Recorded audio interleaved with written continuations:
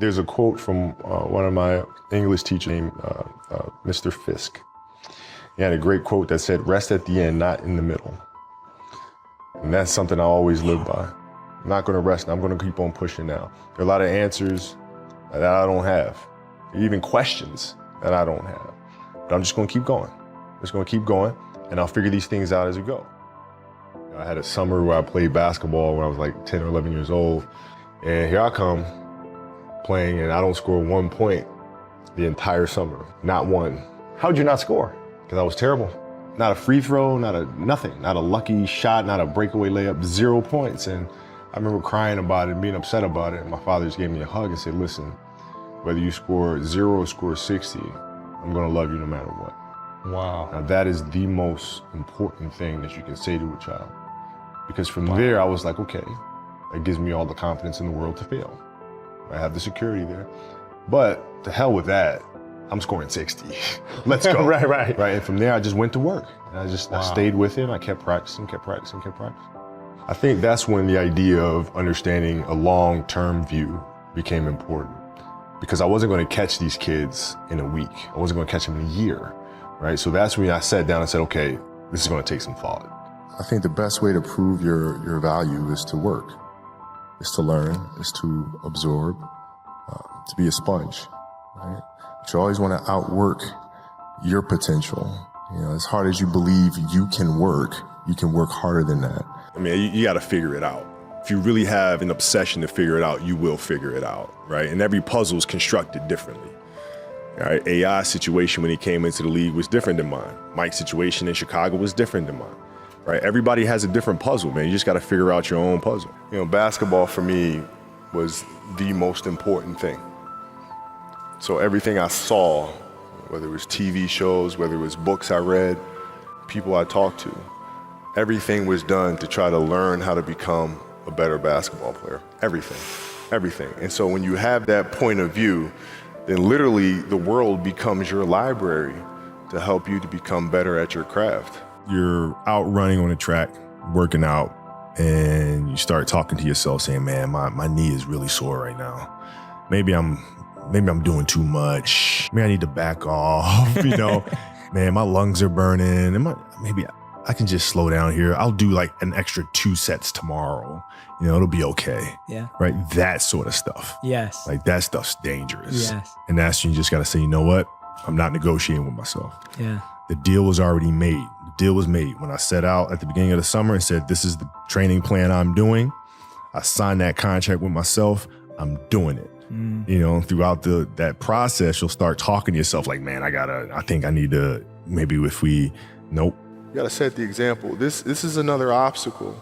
This obstacle cannot define me. It's not gonna cripple me. It's not gonna be responsible for me stepping away for the game that I love. I'm gonna step away on my own terms. And that's when the decision was made that, you know what, I'm doing it. And when you have those conversations with yourself, are you able to negotiate your way out of, you know, that little, you know, voice telling you it's not that important? Or does that little voice get the best of you? I think that's what separates people who go on to do great things versus people who don't, or people that do great things, but in an inconsistent way. You know, the idea is a very simple one. And, you know, the Mamba mentality simply means trying to be the best version of yourself. That's what the mentality means. It means every day, you know, you're trying to become better. And it's a constant quest. It's an infinite quest. To me, the mentality is a really simple one in the sense that the confidence comes from preparation. You know, so when the game's on the line, I'm not asking myself to do something that I haven't done thousands of times before. So when I prepare, I know what I'm capable of doing. I know what I'm comfortable doing, and I know what I'm not comfortable doing. Just piece by piece, and it's the consistency of the work, which Monday, get better. Tuesday, get better. Wednesday, get better. And you do that over a period of time, you know, not like 1 month or 2 months. I mean, it's 3, 4, 5, 6, 7, 8, 9, 10 years. And then you can get to where you want to go. It's really just a journey of evolution. Every day is just constant improvement, constant curiosity, constantly getting better. The results don't really matter. It's the figuring out that matters. Every person has the ability to put one foot in front of the other. So you look at every challenge at every step And that's how you're able to be resilient and come back from these things. You have to sit and ask yourself what is truly going to get you up in the morning, what's going to keep you up at night. And when you find what that answer is, you stay true to that. If you got to get up every single morning and remind yourself how hard you need to work, you probably need to choose a different profession, because that shouldn't be there. I wake up in the morning excited to get to it. If I'm not training, I'm missing it. If I'm not watching a game of basketball, I miss it. There's no place I'd rather be. And if you have that feeling, then you're truly doing what God has put you on this earth to do. Make sure that your dreams always stay pure. And so it's not a matter of pushing beyond your limitations or expectations. It's really a matter of protecting your dreams, protecting your imagination. That's really the key. And when you do that, then the world just seems limitless. Obsessiveness just comes from something that you love. Like, you really love it, you'll go through fire for it. You'll go through the ups and downs with it, and you'll just keep at it because you love it so much, But what stays is, how do you use your passion and use that to inspire somebody else to create their passion? And then how can they pass that on to the next person? That is true success.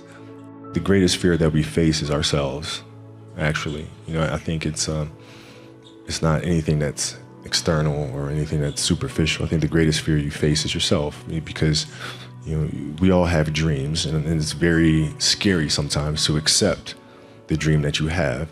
And it's scarier still to say, okay, I want that. It's scary because you're afraid that if you put your heart and soul into it and you fail, then how are you going to feel about yourself, right? So being fearless means putting yourself out there and going for it. No matter what, go for it. Not for anybody else, but for yourself. What I try to do is just try to be still and understand that things come and go, emotions come and go. The important thing is to accept them all, to embrace them all, and then you can choose to do with them what you want versus being controlled by emotion. Before you start a game, how can you lock in? You get into that mental space where nothing else matters. You're completely locked in and focused on what you're trying to accomplish as an athlete out here. The noise of the crowd doesn't matter. Whether the cheering or booing doesn't matter. You're just completely locked in. You have to dance beautifully in the box that you are comfortable dancing in. So everybody's box is different. My box was to be extremely ambitious within the sport of basketball. Your box is different than mine. Right? Every kid here has their own box, but it doesn't mean that your box isn't as beautiful as mine. What are you comfortable being? What is it that you want to do with your life? And once you have that, then you try to live it to the best of your ability. I made a promise to myself from that day that I was going to work that hard every single day so that when I do retire, I have no regrets. And that was the most important thing for me, is to leave no stone unturned, get better every single day. And if I lived that way, then over time, I'd have something that was beautiful. When I retire, I didn't want to have to say, I wish I would have done more. I don't want that. It's just a matter of what's important to you. And what's important to you, for whatever reason, I felt like I didn't feel good about myself if I wasn't doing everything I could to be the best version of myself. If I felt like I left anything on the table, it would eat away at me. I wouldn't be able to look myself in the mirror, right? So the reason why I can retire now and be completely comfortable about it, because I know that I've done everything I could to be the best basketball player I could be. Getting to know people on a personal level. What are their fears? What are their insecurities, right? What are their dreams and ambitions, desires, those sorts of things. When you come to understand that about a person, then you can help them reach the best version of themselves. We work through this stuff together, and as a leader, you gotta be able to take the good with the bad, man. You can't just, because the ship's sinking, all of a sudden I'm gonna jump off and swim to another ship like that. You don't do that, right? If you can win championships in front of everybody, then you can miss the playoffs in front of everybody. You gotta be able to take both sides of it.